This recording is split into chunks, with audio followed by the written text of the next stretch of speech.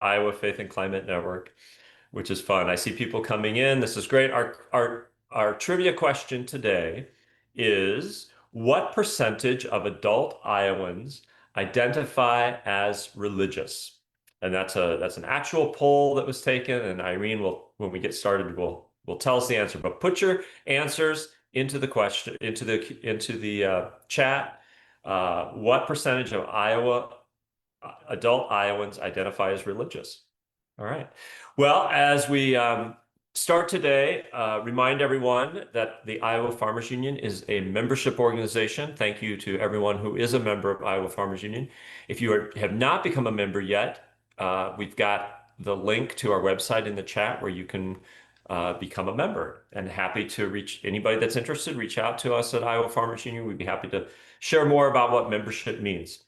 Also, right now up at the State House, one of the issues that we've been working on for a long time, the right to repair. That's if you buy a tractor or a piece of equipment, you own it, you should be able to repair it. Manufacturers over the years have tightened it down so it makes it very difficult through software and other issues that they kind of lock you out of being able to repair.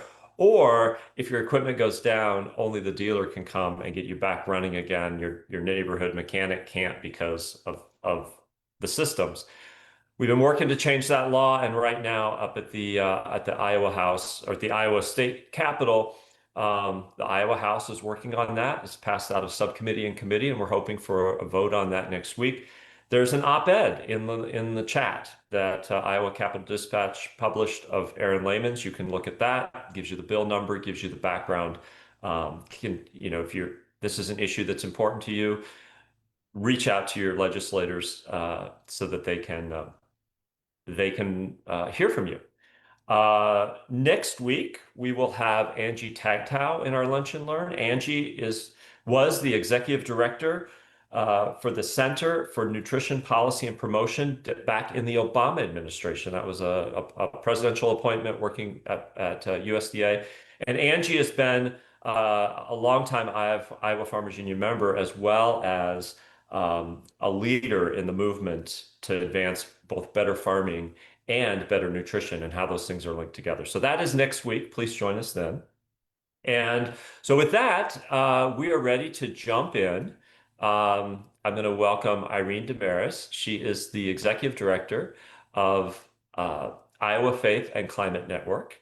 And the question is, what percentage of adult Iowans identify as religious? Give us the answer, Irene.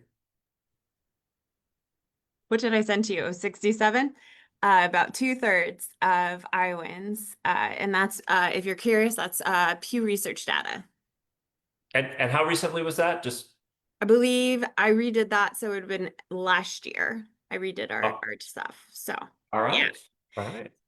Which is about 1.5 million adult Iowans, when you take whatever most recent census data I could get my hands on. So All right, well, welcome, Irene, and let's learn a little bit more about where Iowa Faith and Climate Network is at. I think you might have some slides to share, and so I'll let you and Allie work that out. But just as a background, Iowa Faith and Climate Network has been working in Iowa for almost a couple decades, being a leader in climate action, particularly organizing people of faith. And so I see the slides are up. So Irene, if you want to go ahead. Yeah, we just have a few slides. And so you might know us, you might be a little confused. So a year ago, we completely rebranded. So it's Iowa Faith and Climate Network. We were formerly known as Iowa Interfaith Power and Light, or Iowa IPL. Matt and I can talk about the calls to turn on your power, because people thought we were a power company for a long time. So again, we rebranded really a year ago. So we changed a lot of things. So we have a new vision to a world where people of diverse faith and spirituality work together towards a healthy, just, and sustainable future for all. Our mission and our theory of change also is more focused. So our mission is to nurture environmental leadership by equipping individuals and communities with resources to take climate action. We pivoted back to congregations as our theory of change and really working with groups, faith groups, to really live into being a person of faith that is rooted in your own tradition so you can seek climate justice out in the world. Really, we have our pillar programs is climate informed cohorts. And so that is training clergy to be able to talk about climate change in their context. We know in rural spaces, you might not be able to say that, but you can talk about sustainability. So this program really came out of, Matt and I will talk about faith farms and climate. We have a conference called Call to Climate Action conference. If you think that's a lot of words, we can blame Matt Russell for that program. But we do a conference that's in Cedar Rapids. We have free resources. We have Bible studies. We have storytelling resources. We have an eco projects map so you can see what other faith communities are doing. We did a climate action calendar. We did one for Hanukkah. So we were really putting out things that you can bring to your local faith community or your home to strengthen those connections, connecting the dots of climate and faith. And we do teaching and preaching, and it's fun. But the biggest thing too, and we'll go into that, is we do have our annual conference coming up. That's March 21st at St. Paul's UMC in Cedar Rapids. And we would love to have more people from the Iowa Farmers Union family attend. Y'all are a sponsor, so IFU will be there. So Matt will be there and other staff. So we're excited, and we have about 26 sponsors. So all the major climate advocacy groups will be present, which is really exciting. And then we can talk a little bit more, but we, like you all, are supporting House File 2672, which is the Local Generation Act, which is the safe way to talk about community solar. And so like farms have different ways for power, right? Like your barn might not be connected to your home, and as you're expanding, churches have that issue too with parsonages and other buildings on the same spot, or with roofs and stuff like that. It is hard for people to afford solar panels. So that's one of our advocacy things. So Matt told me I shouldn't have slides. So that's my very quick slide thing so you can have a conversation. Um, so that's just kind of like a very short overview of what we're up to. Very short, and what we're about. Um, so Irene, tell us a little bit about, so you've got Call to Climate Action coming up, and we're going to be there. That's exciting. I was there last year. Tommy Hexter, folks know Tommy as our policy. Now he's our policy lead as he's taken on some other responsibilities with other organizations. But I think he and Seth Watkins, one of our members, did a program last year. So just Yes. what are a couple of things that, are going to happen at Call to Climate Action that you think might have a farming, rural community, like if folks are interested, our folks are interested, what's interesting for them to come see? Yeah, so yeah, last year Tommy and Seth did a storytelling workshop, which was really popular. And it was obviously it's Tommy and Seth, so it was going to be good regardless. So this year we have a workshop called How Small Scale Farmers Can Make a Difference. We have Schaefer Ridgeway will be doing one of our workshops, and so that's a good way to come and support one of your fellow farmers. Our keynote speaker is Reverend Jenny Phillips, and she's a United Methodist. She does the environmental justice work for our general agency called Global Ministries and UMCOR, which is our disaster relief act. And so she's going to really talk about how you make changes in your local church, because a lot of the times people don't know how to navigate that, which for people of faith, farmers, you guys are doing the work. And I'm sure sometimes you look at your local congregation and be like, you could do more, right? And so that would be, will be a helpful space in helping you navigate that. Yeah. Tell us more about, so when we were working together, we were one of our big programs was getting farmers engaged to speak about climate change as like, hey, we can fix this, but we got to lead and, pay farmers.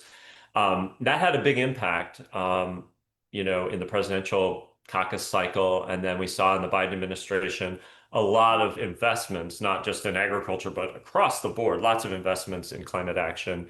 Um, and now you're working with rural communities and pastors. Talk about that transition from a focus, farmers and then that same theory of change, but applying it to rural communities and pastors. And how has that gone? And tell us a little bit about that. Yeah, so when Matt left us for the USDA was the year we started running Faith Farms and Climate, and we had uh, farmers, ranchers, landowner sessions, followed by the next day clergy sessions. And so as we were running those across the state, and Allie, who was here earlier, I mean, we drove, it was like we went all over the state that winter. I don't even want to think about how many miles we put in my car or spent in my car. But those conversations really started informing, well, uh, how do you talk about it in terms like as a faith community talking about climate action, and how do you do it in a way that really brings people in, was one thing. And you also started saying like our farmers and farming programs really step up in talking about storytelling. So it didn't feel as there was much of a need, right? I really saw IFU and PFI really stepping into that space where it felt more authentic for me as a leader, because we all know I'm not a farmer. Maybe you guys don't know, but I did get into gardening in the past year. So feel free to talk about gardening with me and pollinators. I just tattooed one on myself. That's how into it I am. But that really led us to how do we make these spaces in rural areas where you can start having these fruitful conversations, meeting people where they're at. And I think that's really important. So that's what really shifted us away from Faith Farms and Climate to our clergy cohorts, because a lot of people just don't have the education about ecology and faith. And so this is a robust program to help people do that.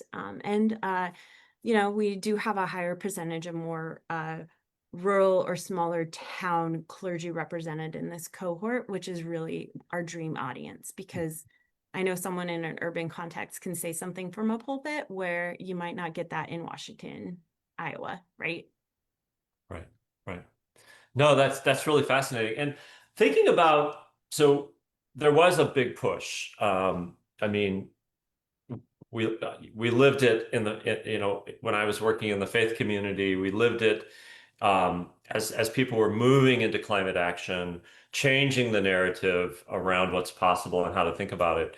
The last year, there's been a really big movement in the other direction, right? So just looking at the Trump administration was very aggressive in saying we're not doing climate, we're not doing climate change, climate action, scrub that from grants, and really made a big public push that we're going to do something different. So the landscape in Iowa really shifted, right? I mean, in terms of kind of policies and politics and those kinds of things. But you're there on the ground in rural communities with rural pastors and rural leaders. What has this last year been like? And I'm sorry, remember, folks, put questions in the Q&A. So if you want to ask, we'll have time for some questions here in a few minutes. So put it in the Q&A. And so back to you, Irene. What have you Well, seen? What have you seen on the ground? I mean, we always had it harder in Iowa, right? And when we had the federal government doing the policies, it made our lives a little easier, but it was still a significant uphill battle, right? It just got, I think what I said after the election was like, it got steepier and rockier, right? And so to me, it became even more important for base building education and really doing that, because again, it's like last year we opposed all the bills at the state house. We only registered for a handful of books because I only have so much capacity. But how do I be positive about this? I Well, you're mean, it's asking really people. hard because we lost capacity, right? So I have never been so thankful not to have federal money. because Oh, we lost capacity across the board in right, Iowa of all right. these organizations that had been able to scale up. So even what we talk about, what we're able to do is hard as like the entire environmental, agriculture, sustainability community, Yeah. right? Because we lost lots of jobs. Yeah. But you're still seeing people rededicating themselves. I would say that our engagement with our base has gone up since the rebrand and the election because our messaging is about hope and possibility. Um, it is a scary time, but like a faith group has to lean into that. We used to have conversations about that, right? Is like because again, that's what my background as a Christian, I have to fall into hope and abundance, Yeah. not scarcity. And to circle back, so you said glad that you didn't have federal funding. Just we lost tens and tens of millions of dollars in Iowa through USDA programs and other things. We saw centers being threatened or shut down, and then we saw a lot of research and a lot of nonprofits that had federal funds. Those things got paused, got cut. As a reminder, we lost, what was supposed to be the beginning of $12 million coming into Iowa for local foods and schools and care Mhm. facilities and food banks. So we saw a lot of those cuts, but what you were saying is that Iowa Faith and Climate Network didn't have like a federal grant or anything, and that was, and so smaller, more nimble organization, Yeah. and now you didn't see your capacity cut because you lost a federal grant, but we lost lots of federal money across. So go Yeah. back to that a little bit and that engagement, like people are still really interested in leaning into climate action, being hopeful, having an abundance mindset. And Iowa Farmers Union, that's where we are. We very much still engage on climate solutions. Think about regenerative agriculture as how it provides both, resilience, but also solutions to the climate crisis. So say a little bit more about folks engaging with you. Yeah, I mean, our conference last year was in Grinnell and we sold out for the first time last March. We'll have walk-ins available this year because we changed locations to be bigger. We saw it in the downloads from our resources that we've never done before to having meet and greets across the state, where people continue to show up. And even donations, right? We're a small organization. We've seen a lot of small dollar donations coming in and more people investing in our work. And it just also like speaking engagements. And so we have a speakers bureau now because I can't do all the things, neither can my coworker.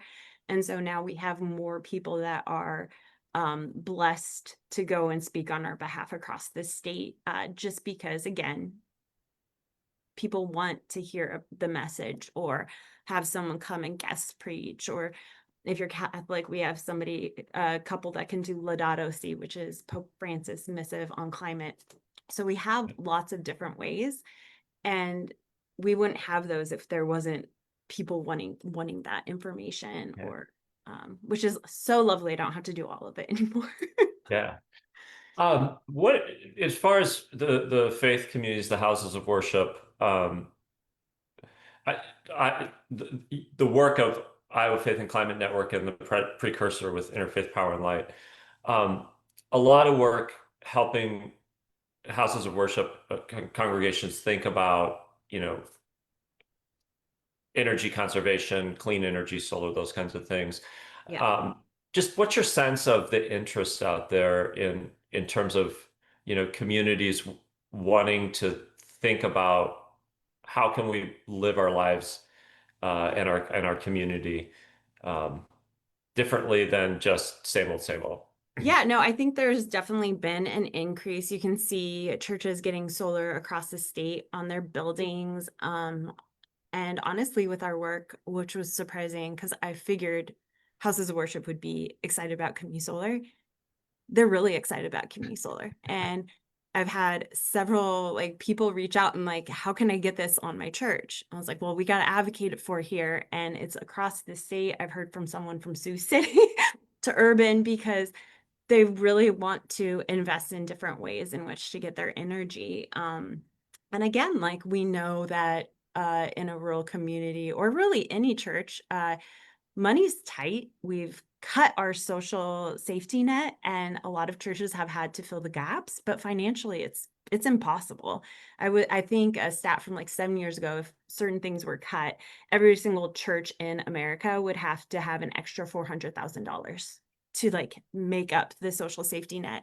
And so community solar and that part is an affordable way to buy into something instead of having to spend over 100K on some sort of a solar panel, not to mention how much roof work might go onto it. Right. And then, you're just seeing more churches, even in Winneshiek, right, with their clean energy district up there, the churches are doing their audits and really have a good program. And so that's something we want to do a little bit more with and partner with orgs that do that technical work better than my theology degree person who I am. I'm a Yeah. theologian, not, first and foremost. So, but yeah, people are excited Yeah. and they want to do things. And the follow-up questions, thank you for putting questions in the Q&A.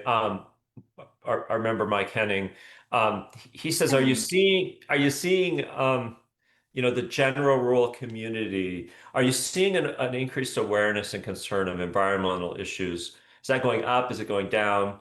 Just in rural Iowa, are people more engaged on environmental issues, not just, and I know you guys don't just, I mean, you work on climate, but it's so intersectional and related to all the environmental stuff.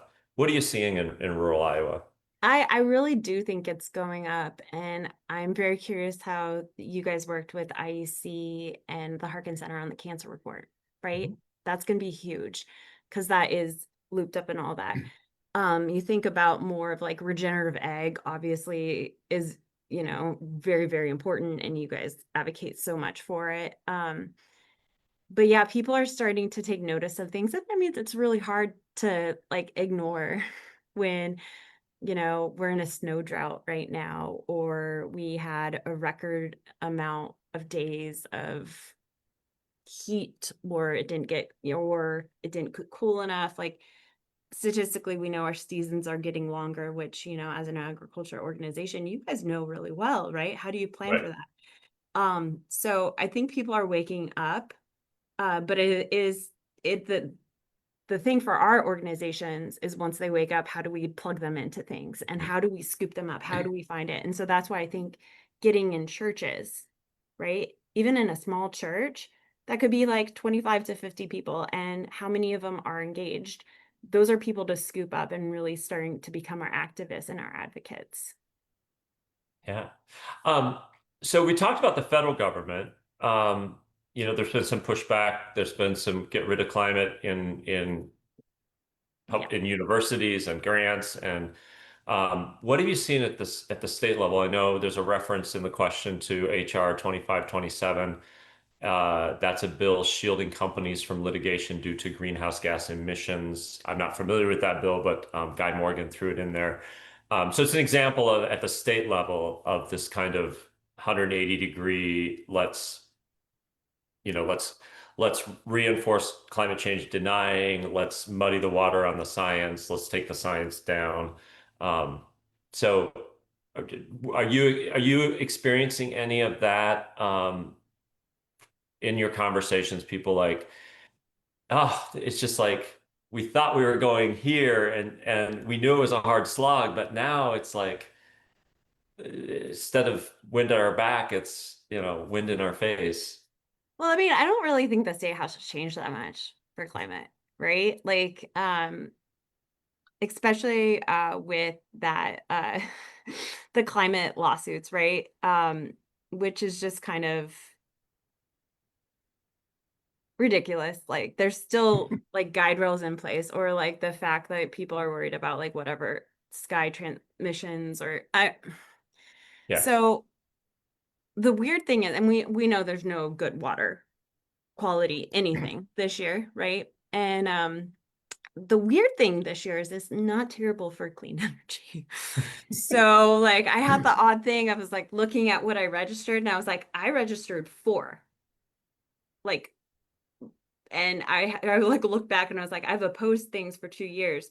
But like there were some interesting things like with integrated resource planning, which is like make sure that the utilities are, when they're building up our capacity, they're not doing these really expensive projects because we know wind and solar are cheaper than many options. Yeah. Or, I'm not registered for local siting. There's some okay database center stuff. It's not going to pass. We had community solar. So it was almost a year where it was like, I feel like the utilities were having a bad year where like I don't think a lot of the stuff will pass, but a less, it was a good year. It's a good Yeah. year. And there's still a lot of bad stuff, right? Like we Right. know holistically the legislature, what they're doing is Right. contrary to Jesus' teaching with my Christian hat on, but clean energy hasn't been terrible. And Yeah. and so it's really weird. Yeah. Well, yeah, it's weird, but if you could pick out a couple of things, you've been at this now since 2020, right? Hmm. I think that's when you started uh, with Iowa Yes. Faith and Climate Network. And so, are there anything that you can point out over the last 6 years um, that you can say that made a difference this year? Like we're like coalition building, partnerships. Like what is it that has you've been in this fight consistently? What are one or two things that you think's made a difference? I mean, I think when we passed net metering, that has really helped us like take tangible move steps forward. Opposing last year's the governor's energy bill, which had bad integrated resource planning and other things, and the work in the coalition building. So last year was the first year that I lobbied my fellow faith lobbyists and started realizing, oh, we can work with the Episcopalians and the Methodists for this. And so then when we turned to community solar this year, we got the Iowa conference of the Catholics came on board, Episcopalians and Methodists. So you had a block of what I call like our big three denominations that still have the lobbyists. And so to me, I think that has been the biggest win for us as an organization. And we're tiny, but we have numbers and we can work together with the other faith groups.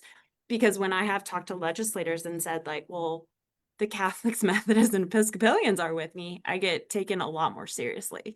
Um, but that was years of like showing up, having those conversations with people, building the trust, right? Like I've been having conversations with Tom Chapman for years now. And this is like the first year that we've really like come together on the same issue. And like it's been really beautiful. Right. And Tom's with the Iowa Catholic Yeah. Conference, right? Tom's with the Iowa Catholic Conference. Yeah, So we're getting close to the top of the yeah. hour here. Just kind of final things. You know, back to call to climate action.